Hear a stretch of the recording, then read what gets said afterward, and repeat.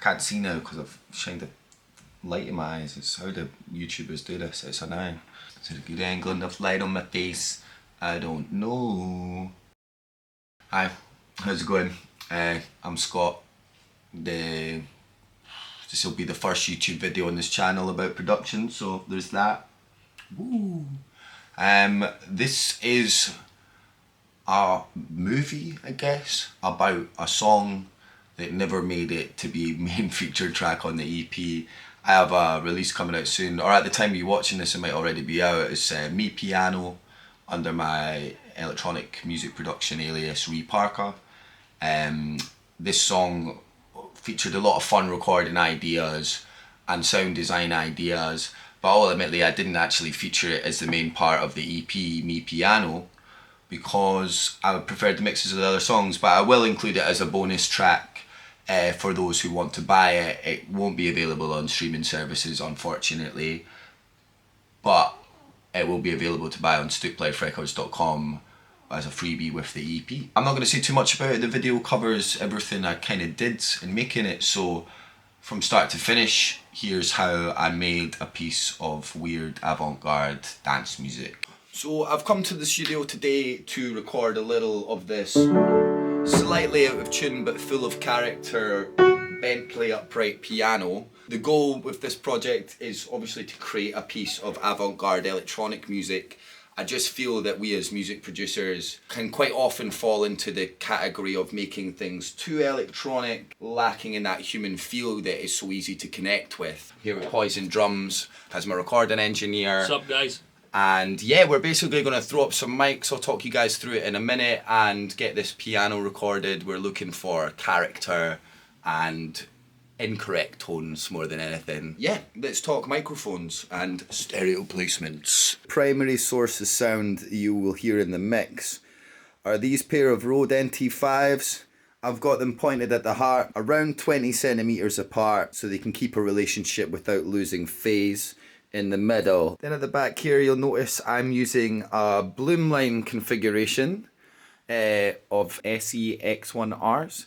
They're ribbon mics, figure of 8 patterns. The whole point of a Bloomline is to create stereo width in a small image. An advanced stereo technique that I learned in spatial audio. This fun little Rode M5 that is pointed slightly at an angle towards the center of the piano. It's purely for a creative effect to give us some sort of sonic differences. Finally, we come over here. I have an AKG 414, perhaps everyone's favorite room mic, but we have that pointed behind the piano, a mono room mic picking up some of the harsher resonances of the room, which is not something I always want to record. We're going to artistically use a lot of the bad resonances in this room to create a sound that's both warm but also kind of disjointed and alarming.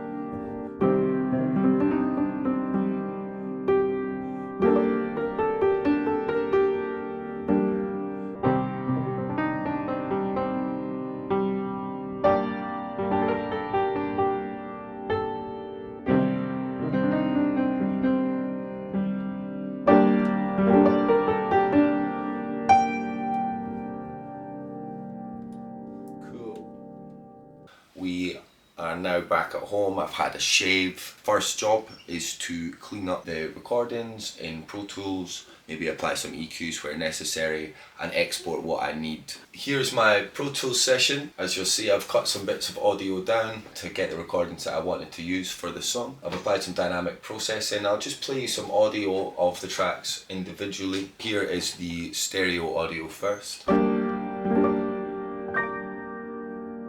The Bloomline.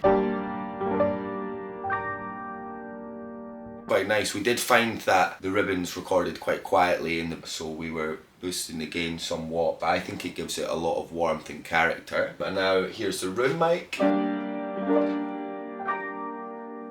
As you can see, it's quite far away room mic, quite dark sounding. I have applied some processing. Here is the little Crush mic M5.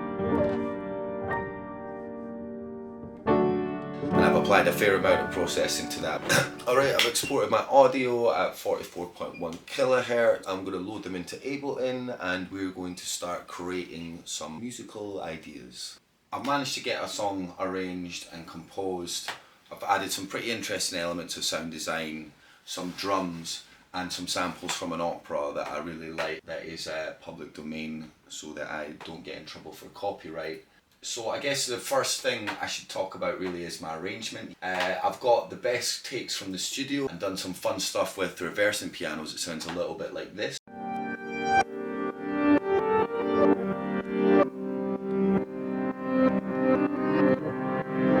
A lot of fun for making tension. Down here I took a vocal sample. Started sounding like that. But what I really wanted to do with that is create a riser. So I chromatically took a bunch of notes in such a short period of time that in isolation sounds like this.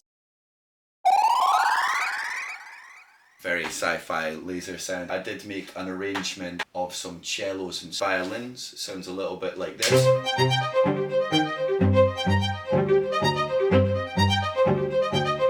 Very staccato.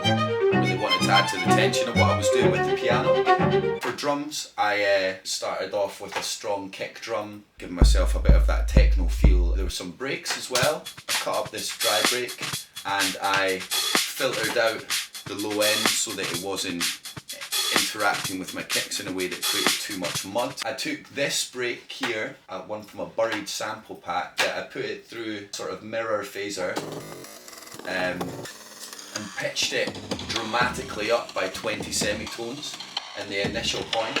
And then I took my envelopes and I transposed it to follow some lines to give me an extra glitchy feel there. I've put all my pianos and the vocal tracks into a group folder and then applied a glue sidechain EQ, set it up to trigger from the silent kick drum, as you can see here.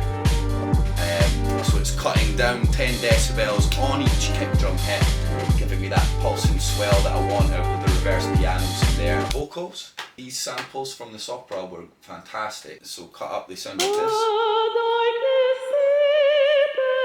I wanted to have more tonal control, so I started a MIDI track with a sampler on it. I loaded in the cut of the vocals that I really liked. Then I set about arranging a melody, and the melody on its own sounds like this.